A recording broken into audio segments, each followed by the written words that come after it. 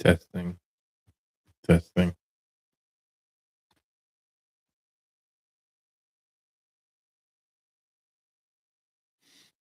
Let's see. Let's play with the live a little bit. Why you need to bug in and not bug out. Bugging out is pretty much not bug in. You need to find a group of people, uh, analyze everybody's strengths and weaknesses, and you need to bug in together. So wherever you are, World War III is coming, whether you like it or not. It's like a bunch of little kids, you know. Nobody knows which direction they're going in. When we got this kind of chaos, only one thing ensues. So I would say get yourself a nice group of friends. Make sure you have some people with some medical knowledge, some training knowledge with soldiers, whatever, and bug in. Figure out how you gonna bug in together.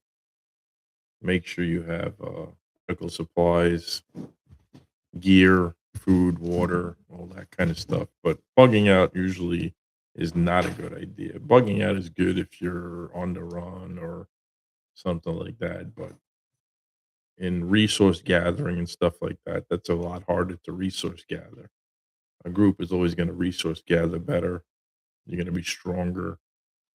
Um, you can have somebody keep watch. You're bugging out by yourself. You're on your own. Who's going to keep watch?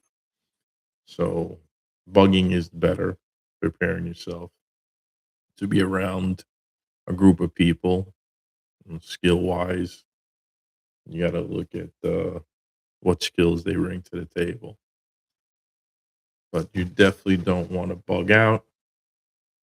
Bugging out is not going to really be survivable. People on their own are easily preyed on.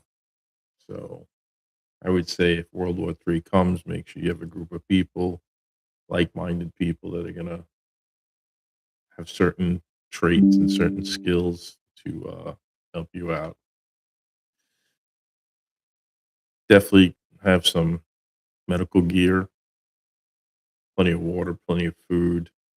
Start learning now how to stretch your resources. Stop eating the way you used to eat. Stop doing the things you used to do.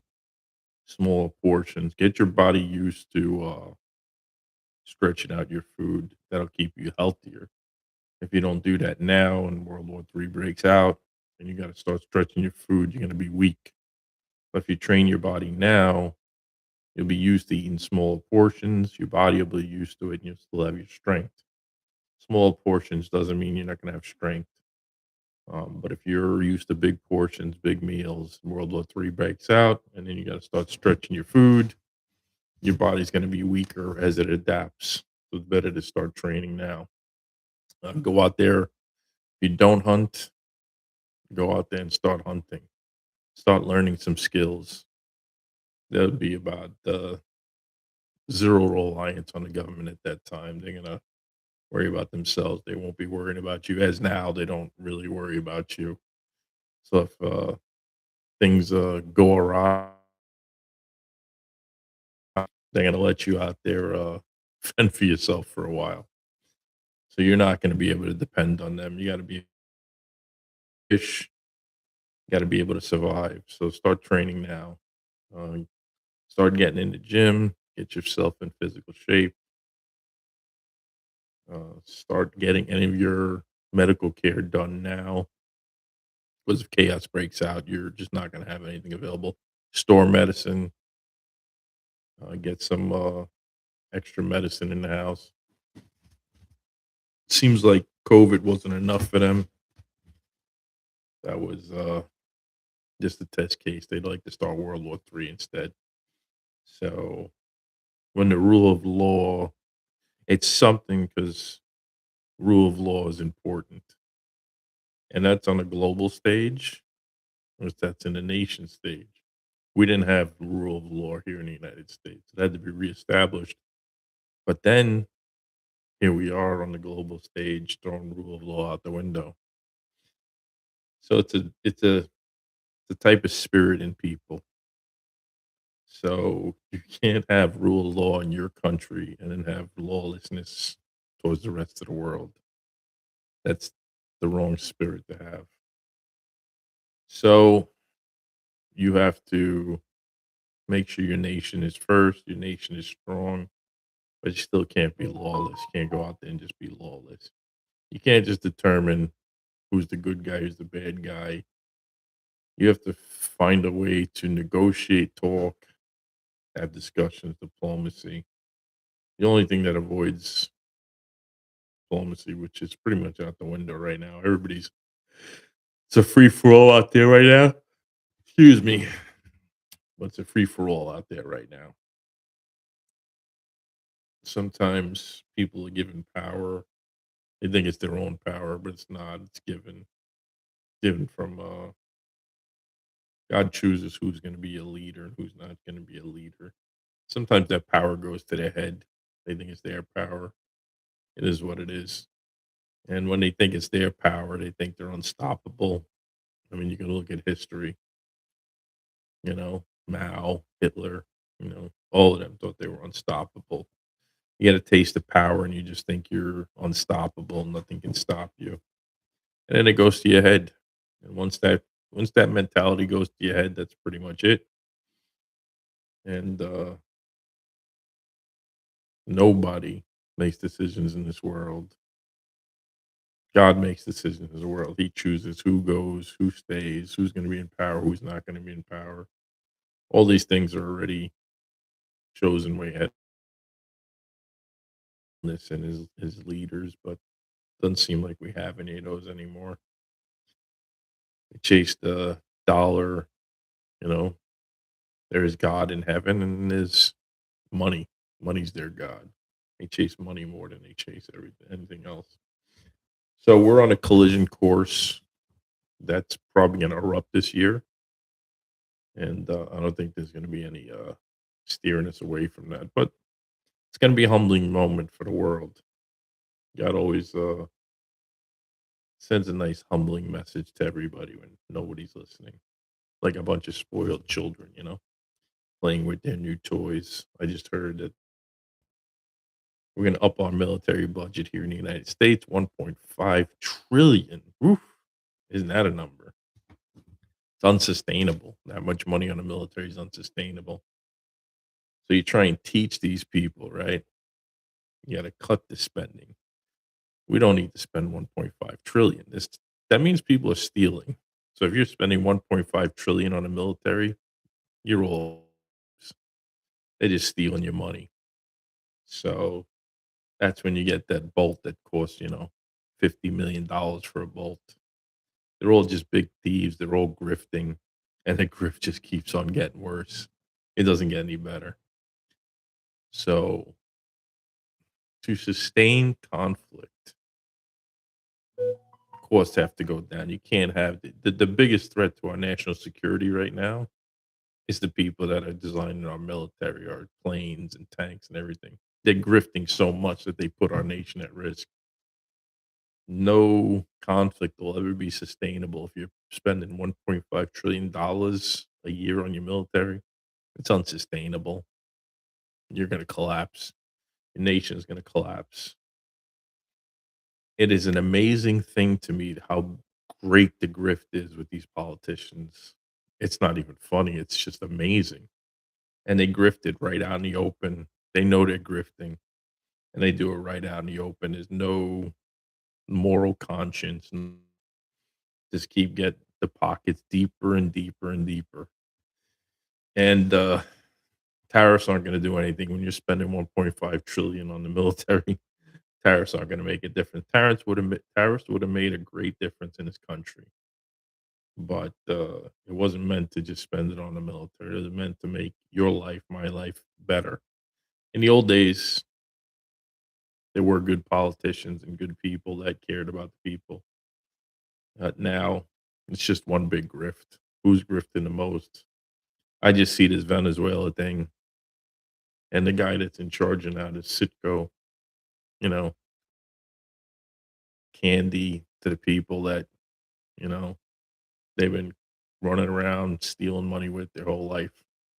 So now it's like candy to the baby. Hey, you helped me steal my beginning of my life. Yeah, let me help you steal now. It's all a big grift. It's a shame. I did have hope that we were going to have some good leaders here to stop the grifting, but you stop the grift. You got people grifting on the medical fraud everywhere. But the biggest grift is actually the military industrial complex. That's the biggest grift that we have. There is no bigger grift than that, because if you're about national security and if you're about protecting the nation, you're not spending 1.5 trillion on your military every year. That means you're grifting. Means you're grifting as much money as you can, as fast as you can, out the door. You don't really care whether you're gonna win a war or you're gonna not win a war. You're just grifting. And if a war comes, so what? With that expense on all our military equipment and the money it just takes to keep it running. You could run a tank. and you got to spend like 24 hours, maintaining it after you run it for a little bit. The grift is huge, which is not even funny, but that's not sustainable. You know, if anything that this war in Ukraine showed us is that the grift is tremendous, and that the fact that you run a tank for 8 hours and spend 48 hours with it down after that to do maintenance on it. I mean, it's just a giant grift. It's designed to be a grift. You have to figure out how to cut costs. You got to have the best vehicles, the best armament, the best equipment at the cheapest price. And that's the only way you sustain a full blown conflict. Now, look, if you want to just show off, we got a lot of stuff to show off. But in a real conflict, I mean, just the expense of these equipment is just unbelievable. But you need to start preparing. You need to start getting yourself ready, because the more they flex, wins are given for a reason, to make this country better. Wins are not given to create this mentality that powers the ultimate drug. It's what they're on right now. It's like the ultimate drug. We got the power. We can do whatever we want. It's a shame, because then the humbling moment comes when you believe you're that powerful. God's gonna humble you. You ain't getting away without being humbled. When God cares about a nation and a country, if you think He's gonna let this nation is His nation, become a nation like what? Germany, Mao in China. He's not. He's not gonna allow it to happen. He's gonna humble the nation. So it is what it is. That's love. Don't take the humbling as something that's not gonna be love, but you're gonna have to get humbled. It has to stop this arrogance, this pride. God hates that more than anything else. But we are heading towards a conflict head to head. That's gonna happen. And, we'll see. We'll see what kind of humbling moment comes out of it. See if they learn. Now, it's amazing to me that they just can't get along. It's a curious thing to me. The resources there, God provides resources for all the nations. He's always provided plenty of resources for everybody. It's the greed of men that don't allow the resources to flow. What we just did in Venezuela, we just greed. It's all ours. It's gonna be ours and nobody else's, you know? And that's just greed. And that's why the resources are so strained in this world. Just pure greed. That's why there's conflict, because it's just pure greed. God provided enough resources on this earth for everybody. He made sure there was enough for everybody because He creates perfection. It's man's greed that doesn't allow those resources to flow. It's about control. But I want everybody to know is to make sure to prepare, make sure you gear up, because it's coming no matter what. That's not going to be stopped now. Lessons got to be learned. People got to be humbled. And that's the trajectory we're on right now. Make sure you have plenty of medicine, band aids, water, food. Get yourself trained up. Find somebody to train with. Find a good group of people, men, women, whatever, nurses, doctors. Go out there, train together. Go out there, spend some time hunting together, living together, get to know each other. Start preparing and starting to learn how to stretch your resources. Start getting your body ready for, you know, smaller meals. Uh, as long as you train your body now in a time when it's lean and things are struggling, your body be used to it. You still have full strength. So start getting used to that. Make sure that you have enough resources. I would say, you know, about a year and a half of food and stuff like that, and water. I mean, that's what you need to stretch out. You can stretch that out for a while. So if you have a year and a half supply of something, it's going to stretch out for a while and stretch that out into 2 years, 2.5 years. But you need to start getting yourself ready. We are too focused on our phones and our tablets. We don't even see, people don't see what's going on, but people are cheering us on, like we're all big, tough guys. But confrontation eventually happens when you keep pushing on the board and you push on the board and you push on the board. Confrontation is going to happen. I know one thing: everybody's beatable. People say, I'm not beatable. I remember my one time in my life, I was exceptional at fighting, and I didn't lose. I barely lost, and I was good. And I met a guy. He did catch me by surprise, but he literally hit me so hard that I flew 10 feet. I saw stars around my head, like in the cartoons, and I didn't think that was real till I saw the stars roll around in my head, and I was like, "Jesus Christ, that shit is real." So you never know who you're gonna run into. At that point, I didn't think I was beatable, and when he hit me, I really, literally flew about 10 feet, landed on my ass, got my function back, and I looked around my head, and there's stars flying around my head. I was like, "Holy shit, that shit from the cartoons is real." So you never know who you're gonna run into. Now, I was still in the fight. I was still in that fight, but when that guy hit me, I realized, wow, that's power. A guy could send you about 10 feet. That's strength. I was still in the fight to the end. I didn't lose. I didn't win. But I realized at that moment, man, there's always somebody that's going to be a little bit stronger. So no matter how tough you think you are, there's always going to be somebody that's a little bit tougher. So sometimes it takes a group, but there's always going to be somebody tougher. There's always going to be somebody that's going to come after you. Respect is a huge thing, honor, truth. So many people lie nowadays that it's just there's no honor in the system anymore. Pushing people just because you're a bully and you think you have the best stuff and you can push people is not really a good idea. Bullies never win, but we're the bully right now. We think we can push people. Either way, I believe, you know, Venezuela was a problem, but still a problem when you start breaking international law that breaks all norms, that reconfigures everybody's thinking about you. You have no trust anymore. You break international. I mean, look, everybody's breaking international law now. Everybody's just there's like no rule of law, and it's just going to get worse. What just happened now is just going to make it worse. Now everybody's just going to believe it's a free for all. Once you make it a free for all, everybody's going to make it a free for all. That whole Iran thing spiked up a whole bunch of conflicts. People like, well, if they could do it, I guess we could do it. So everybody thinks they could start just nipping things in the bud. So if they're neighboring it right now, they think, oh, it's going to twitch the wrong way. Let's just bomb them, and that this is going to cause a lot more conflicts, a lot more chaos.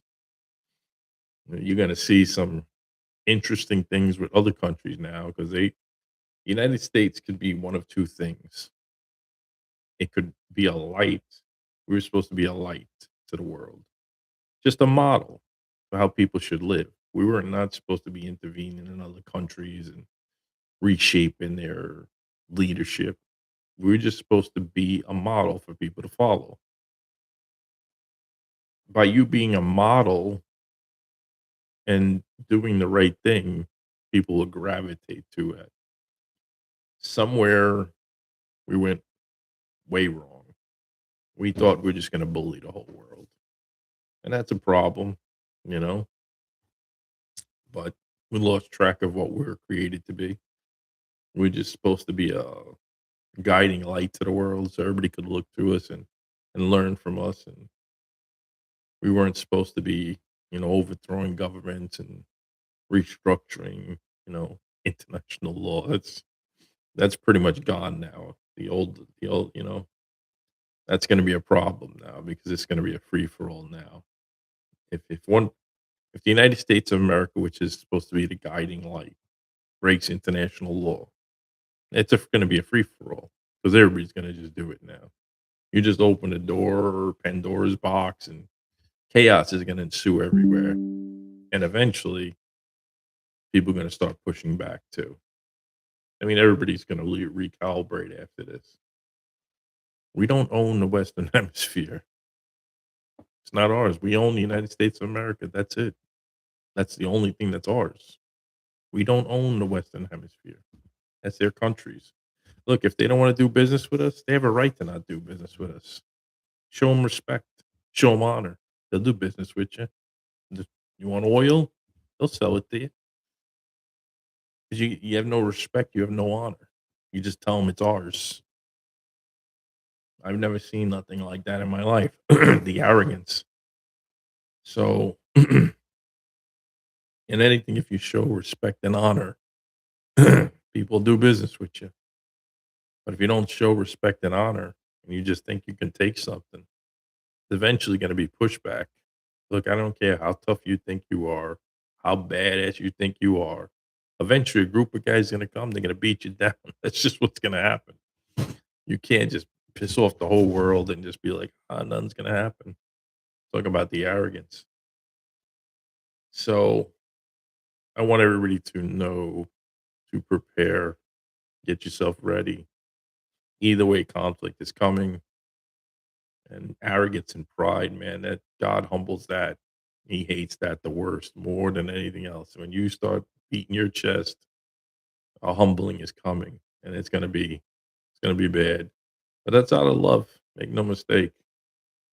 He can't have his country that's been going down a dark road for so long keep going down a dark road. It's not gonna happen. So he's gonna alter things now. He's gonna might even take us out of the game for a little bit. But he can't have his country that represents him, Jesus Christ, on the world stage. That's not gonna happen. So, humbling moments. God always humbles the proud. If he loves you, he's gonna humble you. So, it's gonna be an interesting time. It's gonna be very chaotic. And if you prepare, if you do the right thing, you're gonna make it through okay. One thing Jesus the Christ is going to do, he's gonna protect you, he's gonna watch over you. But he also gives you knowledge to prepare, gives you a sound mind to prepare. So make sure you have resources, make sure you have what you need, medical, make sure you have enough medical stuff, band-aids, stuff like that, medicine. Make sure you have plenty of training. Go out there and train. Go out there to the gym. Go out there hiking. Get yourself in shape. Start eating smaller meals. Get your body ready. If shit hits the fan, you want your body to be prepared. If you're not prepared and you're eating these giant meals and when the resources are tight, you're going to be weak. But if you already prepare yourself, your body will be strong. So once you prepare yourself on a certain regimen, your body will be ready to go. So basically, get yourself a good group of people, find some doctors, nurses, find some special skilled, soldiers or whatever you could train with, law enforcement guys, strong people to surround yourself with. Make sure you train together, work together, eat together, hunt together. Start building a group. Uh, Bugging out is not an option in World War III. World War III, there's really no place to bug out to. So you want to bug in. You want to build a strong unit, and make sure you guys roll tight. Women, men, get a good group. Get a good group of people together, so that way you could share resources. If you got to go get resources, gotta have somebody that's gonna watch your back, and that's gonna be huge in, anything that you do if World War III erupts. So you gotta have good people you can trust. Definitely prepare, you know? Keep, your head on a swivel, pay attention to the news, get off of TikTok watching stupid shit. Pay attention to what's going on in the world. Right now, they got everybody so distracted, nobody's paying attention.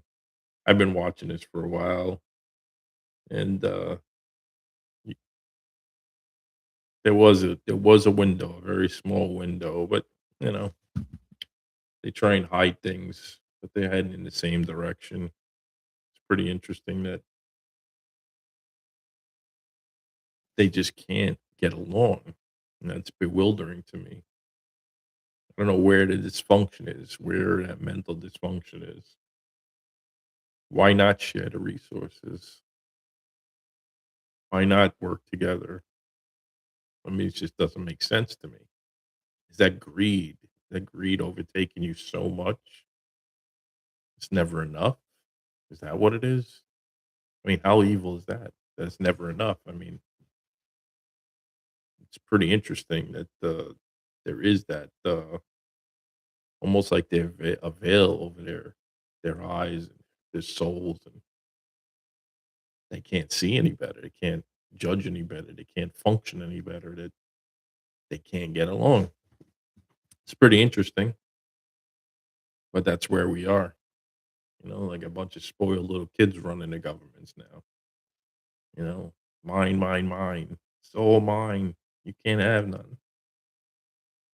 No true leaders in the world anymore because everybody's breaking international law. Everybody's throwing caution to the wind. You have some strong leaders, but it's pretty interesting where we are today and where we're going to be tomorrow and the next day. But I don't see any way chaos is not going to erupt now. There's two forms of two forms of way of living in this world. There's balance and then there's chaos. And right now they're pushing towards chaos. I always believe in balance. God put everything in balance in the world, and only balance is what's going to keep the world from engulfing into chaos. I don't understand that. It's almost like they want to do a reset. They always want to do a reset. World War I, World War II, always a reset, and it always gets worse. It never gets better.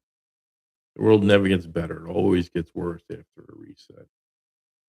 More control, more things they take away from people. Pretty interesting how weak they are, those people. And they think they're strong, they're out there flexing. The strong man walks away. It's the weak man that fights. So I'm a pretty tough guy. I spend my life walking away. I know what I'm capable of. I know what I can do, but I still walk away. I don't need to, but I choose to because I'm the stronger man. I know what I'm capable of doing if somebody's in my face. I know the damage I can inflict on them. But I restrain myself. That makes me the strong man. The weak man is the one that's unrestrained. He's weak. He's the coward. So it's pretty interesting what they think strength is, right? They think if they beat on their chest, that's strength. That's weakness. That means you're weak. And any strong man looks at that and he knows you're weak because you got to beat your chest. The strong man doesn't need to beat his chest. He knows how strong he is. He just watches. He just learns. So it's pretty interesting how people have reversed everything in his life. You know, strength is weakness, weakness, strength. But the strong man always walks away. And strong leaders preserve life. That's really what it is, you know? We could have stopped this war in Ukraine. As soon as Trump got into office, if we would have just shut down everything and said, okay, that's it. We're done fighting. No more information, no more bombing, no more killing, no more nothing. You're not gonna tell Russia after all the blood that they expended that they got to just give everything back. I mean, it's just not going to happen. Do I agree with what happened? No, I wouldn't have spended resources. Look, Russia's gigantic. If those Russian people were being abused, bring them in. Look, if they want to put NATO there, put NATO there. But if they attack you, then you finish them off. I wouldn't expended resources for a little bit of land. Now I get everybody's perspective because that's the way they were taught in this world. Pebbles, fighting over pebbles, always fighting over pebbles. But I would tell you one thing: if the world ceased to exist, it doesn't matter where the pebbles are. You just won't be here to see the pebbles anymore. So we'll see where we end up. I'm actually shocked at how they brought the war into civilian infrastructure. I mean, look at like Starlink, right? You got Elon Musk, right?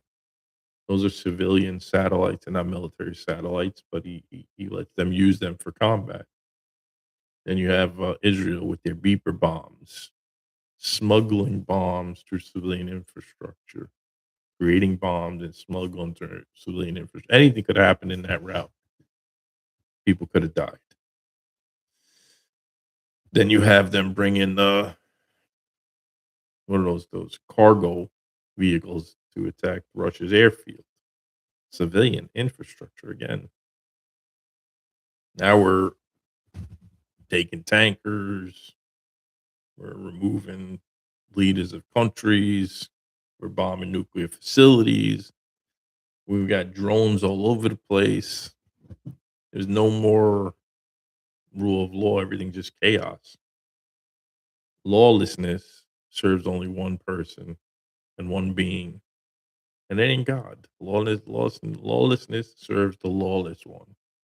So if you're being lawless, you only serve one entity, and it ain't Jesus the Christ or God. So it's pretty interesting how in one breath, they'll say they need law and order, and then they live lawlessly. So it's a pretty interesting thing. But we'll see how everything shapes up. Our country has to be strong, but we need to restructure here. For a strong military, you got to cut spending. It doesn't mean you got to cut on technology and innovation, but they're stealing money. You don't need to spend 1.5 trillion on your military. You got to stop the stealing. Who's stealing? I can guarantee you about half of that is being stolen. Just inflated prices, creating machinery that's gone constantly got to be worked on. That's all theft. So you got to decide. You want to pay that 1.5 trillion or you want to actually fix the problem? A strong military is mean, lean, and ready to go. It is not bloated. No strong military is bloated. So we'll see what they do with that. The only way to fix things is to stop the corruption. As long as you got corruption in your country's gonna fall. And our country has immense corruption. I mean, we're just seeing it all over the place. And financially, empires fall because of corruption. They don't fall because of weakness or stuff. Morality, number one. Countries fall because they lose their morality in their country. And financially, you just have too much debt and then the country collapses. So see what happens. Make sure you prepare. Make sure you get yourself ready. Make sure you have enough resources. Make sure you have a good group of people around you that are gonna take care of you, watch your back. That's gonna be important. If World War III does erupt, having a good group of people around you, that's gonna keep you safe. So make sure you train, get your get your heart right, get your body right. Make sure you have some medical supplies, medical gear, and go out there and learn how to hunt and fish. You can survive if you know how to live off the land. You will survive, no matter what comes your way. I'm gonna end that stream on that and say a prayer, but I'm pretty sure that shit's about